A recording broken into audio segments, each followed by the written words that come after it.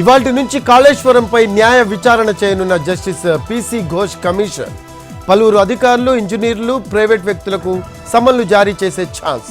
హైదరాబాద్లోని బీఆర్కే భవన్లో విచారణ.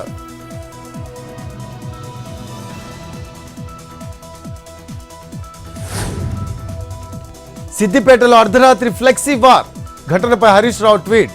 ఎమ్మెల్యే అధికారిక నివాసంపై అర్ధరాత్రి కాంగ్రెస్ గుండాలు దాడి చేశారు అంటూ హరీష్ ట్వీట్. హరీష్ రావు రాజీనామా చేయాలంటూ ఏర్పాటు చేసిన ఫ్లెక్సీలతో రాజుకున్న రగడ.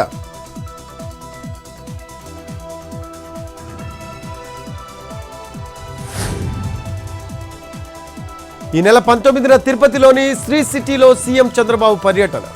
అభివృద్ధి కార్యక్రమాలకు శంకుస్థాపన, ప్రారంభోత్సవాలు, ఫాక్స్కాన్ పరిశ్రమల ప్రతినిధులతో సీఎం చంద్రబాబు భేటీ. వివిధ పరిశ్రమల సీఈఓలతో సమావేశం కానున్న ముఖ్యమంత్రి.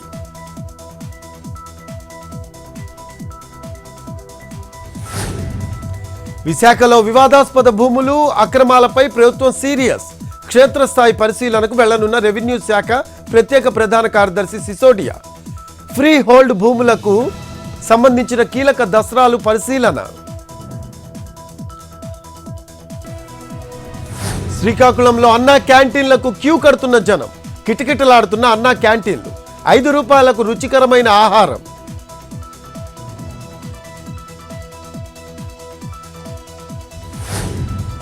గుంటూరు జిల్లా పెద్దరావూరులో అదుపు తప్పి ప్రమాదానికి గురైన కారు. రోడ్డు పక్కనే ఉన్న గోడకుడి స్పాట్లోనే 2 మృతి.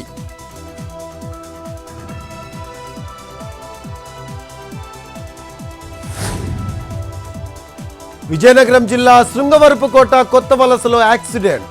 లారీని వెనక నుంచి ఢీకొట్టిన కారు. 1 మృతి, మరొకరికి గాయాలు.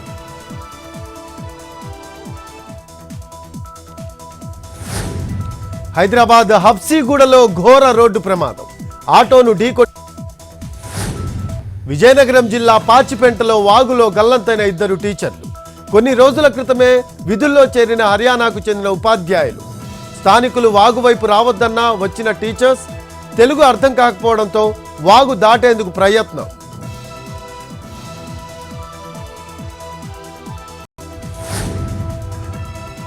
ఆదిలాబాద్ ఉమ్మడి జిల్లా వ్యాప్తంగా ఓపీ సేవలు బంద్. కోల్కతా జూనియర్ డాక్టర్ అత్యాచారం, హత్యను నిరసిస్తూ ఆందోళన. ఎమర్జెన్సీ సేవలు మినహా ఇతర వైద్య సేవలు నిలిపివేత.